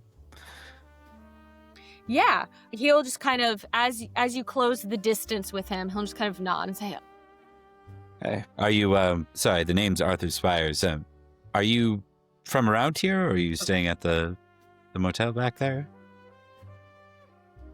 "Oh, yeah, no, I'm Bill Dunstan. I'm staying at the motel. Yeah." Fair enough. And I assume you are. I don't know why anyone else would be out here. Yeah, Arthur's not a very good talker, so he kind of looks like he's ran through the gamut of his capability. He looks desperately at Peggy. It's funny because Bill is also not a very good talker, so we just have these two. I'm imagining these two kind of like stocky guys, you know, like built men, just kind of be like, Yeah. yep, the motel. Right. Several grunting noises and Yeah. I Uh, think Ottomer has gossiped enough about Arthur's case to Peggy enough that Peggy's just like, go Well, to I'm just Arthur. finishing my walk. So, there isn't anything else. We'll just... There's one thing, if you don't mind. How long have you been staying here? stand by. I know this answer. just a few days. A few days. Excellent. Have you heard the most peculiar noises beneath the floor? Yes? It's strange at night. There must be rats. Yes, Who knows of what course, you it's get under certainly rats. this crawl space area, you know? I've heard bears could get underneath there. I've had it on good authority, in fact. I don't know if there Yes. are bears here. There might be. There are bears everywhere. They go Oh, wherever they no. please. Oh, I'm not sure that there are bears everywhere. I think I came here for the fishing, but there's not really fish here Ah, either. Yes. A few days. You wouldn't happen to see a friend of ours, young man, so high, etc., etc. And he'll now that he's seen the photograph a couple more times, he'll try to describe it a little bit better. You wouldn't happen to have seen this young man, have you? I'm sorry, I can't say I have. I've been here a couple days, but I've only seen the fellas who run the place, that kind of gangly kid. There's a young lady in the room next to me, but that's it. That's all I've seen. But I have been keeping to myself. I'm just here for some me time. Get back in touch with you said myself. there's I see. Bill, can I call you Bill? Sorry, go ahead. yeah, sorry, I think uncharacteristically Arthur will be like, you said there's not really any fish here? In the lake? You'd think there would be. Right? Lake? Rowboats? Fishing poles you can rent from the owners? But I think they might all be dying. I don't know, there's like an oil slick further up the lake. I don't know what's going on, but I think it must be killing all the fish. I haven't been able to catch a thing. Certainly does appear curious. No birds, no fish. Apparently no bears, which is strangest of it all. Strange. It is. Just frogs and rats, I guess. Well, if that's all, Just I'll curious. get back to my room now. Bill, can I call you Bill? That's his. Bill? That's Hi. my name, yes. Yes, wonderful. What is your read on the, on our hosts at this establishment? Have you had dealings with them? Just when I checked in and when I rented the fishing pole, they're just old. You know, they're a bit odd, you know. Those Brits, they're not like Americans, are they? It's a bit weird. But Yes. that's just because they're foreigners, you know? Yes, foreigners, yes. Oof. I'm Yeah. sorry, you probably are too. I'm hearing the accent now. I apologize, but you do seem Oh, no, really I am not. strange. I am not British. That would be... No, thank you. No. Yes, of course. And the Welsh are Yes. slightly different. Too than stuffy. Brits. Yeah, they are.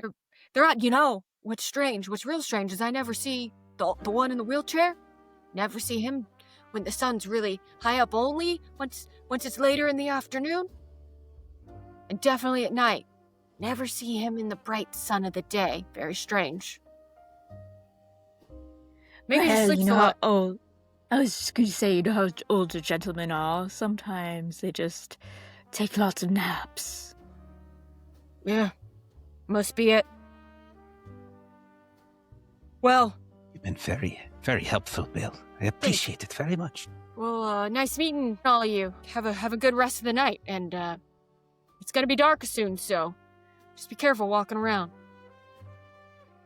Watch Much out for bears. appreciated. And he'll continue on if there is anything else. Nothing else.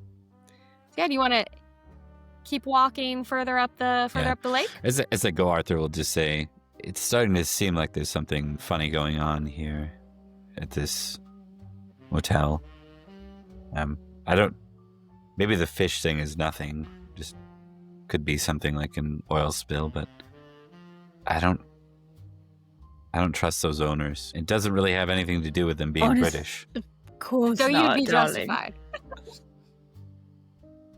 But I mean, like, the fish thing, it doesn't seem strange on its own, but with all the other game that seem to be missing, not even present at all. And the fact that there are now 2 missing young men who visited this place.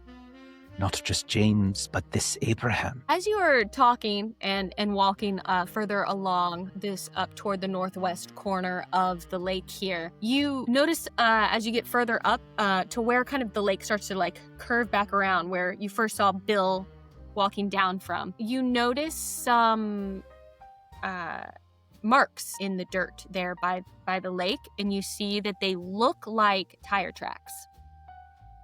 Like going Bingo, into bango. the lake sort of thing? Do you want to make a... Sure. Take a look at them more closely and see if you can figure it out? Yeah, absolutely. Sorry, that did we all spy that? Yeah. I don't want to like... Yeah, everyone can see it. Yeah, everyone sees them. And so anyone could either do like a track or spot hidden to see if you can figure out where they're going to or where they came from, or if there's any What other happens when you hit information the exact number? That's just a success or is that a failure? Yeah, that's just a success. It's not like in Pendragon Yeah. that's a crit. I but just want to make sure it yeah, wasn't a here it's, failure. it's So I just- barely succeeded. Yeah. No, it's not. Meet it, beat it. Yeah. Yeah, so you have a success. Anyone else roll anything? I got an 11 under 65, which is At least a hard under a success. fifth. Yeah. Yeah. So Arthur notices as you're looking at these tire tracks, they do look like they roll into the edge of the water of the lake. It doesn't look like a car drove up, stopped, and then backed away. They look like they lead into the lake. And with your extreme success there, Peggy, you also notice at the edge of the lake, it looks like almost like a slick of oil there on the surface of the water where these tire tracks lead into. Ooh, that's interesting. Build here. What does that mean? Birdie, you speak car. Well, if I was a betting man, I'd say that there are cars under the water and they're releasing oil up into the lake, causing said oil slick. That's an industry term. Fascinating. Yeah, this one definitely went into the water. Mm-hmm. Could we, And he looks back towards like the rowboats. might we go onto the water a little bit, see if we can see it, see if we can confirm that there are cars beneath the water? Yes, let's do. Before we do that, I think we should have a conversation amongst ourselves. It's looking like this thing's getting a little bit deeper than just looking for a missing person. Now, old Birdie, he's down to go the distance. Just want to make sure that we're absolutely sure about what we're doing. Because we've already gotten our $200 fee. We can go to the cops, let the cops know what's going on here, and then, well, we've done our job. They find the boy. We get our individual $200. Just want to put that out there. But that hardly solves the mystery. It's following the letter, but not necessarily the spirit of the investigation. Ma'am, I don't think this is one of those books that you read and you tell me about. This is real life. Oh, pish posh.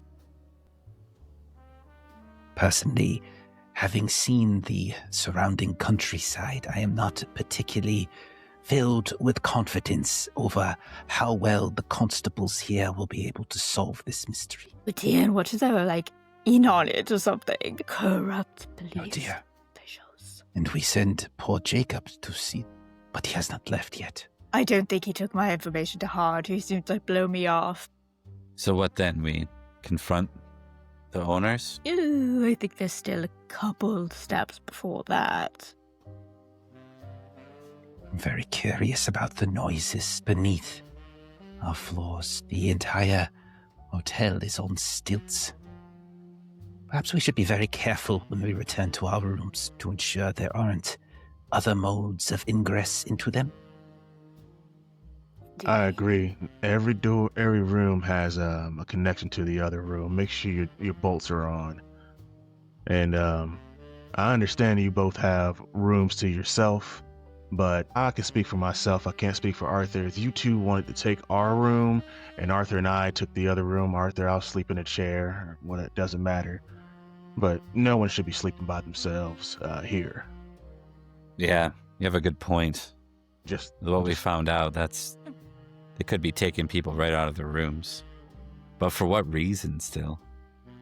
Just to Right. rob them? This money's a is a motivator. good question. At this point, everyone make a listen roll for me. Listen. Listen. Just want to see if you hear something. I rolled a 99 over 45. Oh no. Oh, buddy.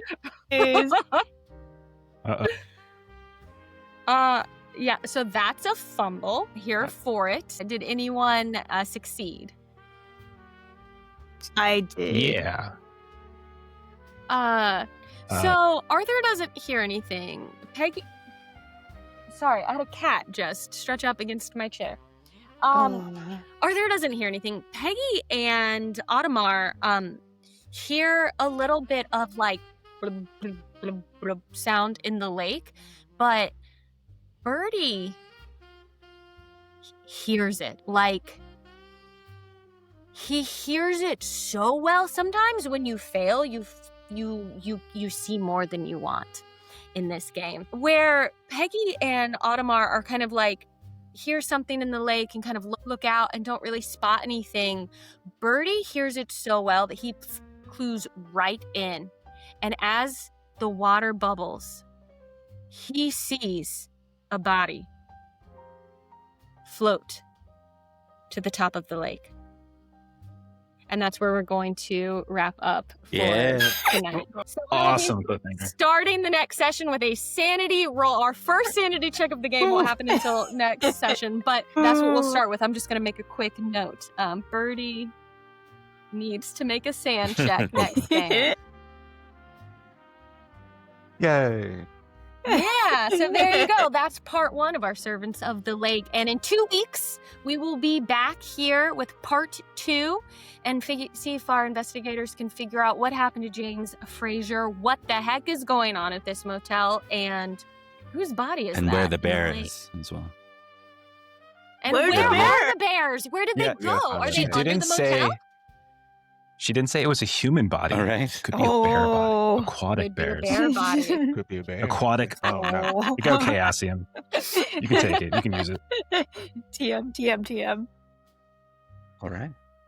Awesome. Well, thanks to my players for playing. We've got Bob, we've got Rebekah, we have Jeff, we have Cyberbro.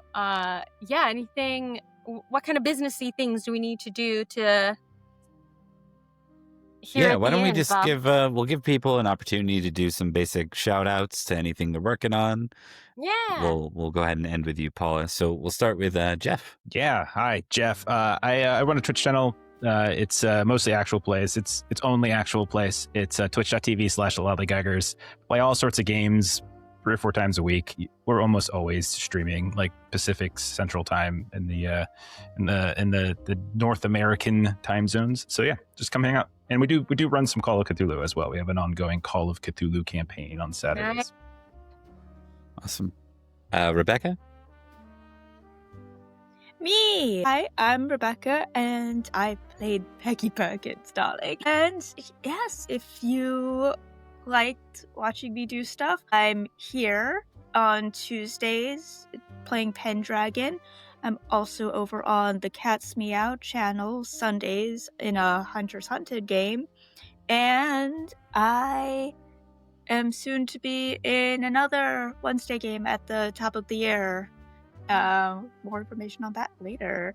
Exciting. Yes, and also this lovely overlay was done by a friend of the channel, GM of Revan.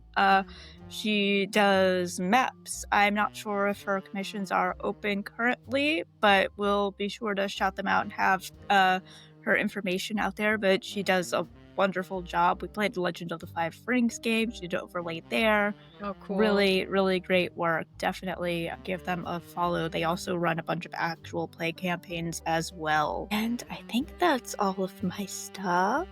Yeah. Cyberbro. Oh, I didn't see you come in. I'm Cyberbro. I'm easily pleased. So I'm Cyberbro. I played our buddy Birdie. If you want to see more of me, you can check me out on the Cast Me Out show, Same Hunters Game. That's going to be on Sundays. On Mondays, you can see me over at Super Cyber Station, where I run Rune Quest, role-playing in Glorantha. That's Bronze Age fantasy.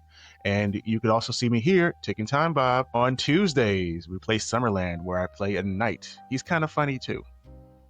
I'll go next, then I'll pass it to Paula for the final words. I'm Bob. I run the channel here. I do Pendragon twice a week, set in the same world, going from the rise of Uther to the death of Arthur. We've been playing that for like 2 or 3 years. That's so awesome. We're at a new starting point. We finally got to Arthur after a long time. Encourage you to check that out if you like Arthuriana. We also do some other stuff. We're expanding a bit into other games. So we have a upcoming this Saturday Days of Darkness game, which is a Dark Ages vampire game. That's and so that will cool. include we're collabing with Emmeline on that. So Emmeline will be joining us for that one, as well as Mark from the Cast Me Out show. Okay, and I think that's everything I got there. I'll pass it over to Paula. Hi, everyone. Sorry, I had to grab my cat because he was about to get into big trouble. This is Shepherd. I'm Paula Deming. I have been your keeper of arcane lore. You can find me doing all kinds of things. I play Call of Cthulhu with Ain't Slayed Nobody, and most specifically right now on the Push the Roll with Ross Bryant improvised Call of Cthulhu series, which is so much fun. I also am on the Glass Cannon Network. I am on their show Blood of the Wild, where we're playing Pathfinder 2nd Edition, stream board games and video games. If you want to see me streaming board games tomorrow, I'll be doing that at 9 a.m. Pacific on my channel, twitch.tv/Paula Deming, and I make content about board games, mostly comedically focused on YouTube. Type in Things Get Dicey and you will find my sketch comedy videos, and that's all that I'm going to mention in this in this venue. You can find me doing all kinds of things. Those are the ones most relevant, I think. And thanks so much for joining us again, Paula. Looking forward to it. So 2 weeks from now, we're going to be back with 2 the weeks from conclusion now. to the Mystery of the Bear, as this has come. So The Shirley. Mystery of the Bear. We are Mystery of the officially Bear. changing the title. I'm going to petition Chaosium, Yes. actually, to change it. So, Bear Vince, that's a leg. for those that are interested, we're going to do just a mingle and after chat, but we'll do a quick BRB before we do that. It will include some of us, maybe not all of us, but yeah, stick around if you want to participate. That's twitch.tv/Tickingtimebob. Not Tickling Time Bob. yeah, and I'll Time Thank Bob you. Gaming. Sorry. Thank you. send my Twitch chat. I had to close a bunch of windows because my computer was like, my internet was like, Yeah. it's so many things. But we'll run a raid over for the little post-mortem.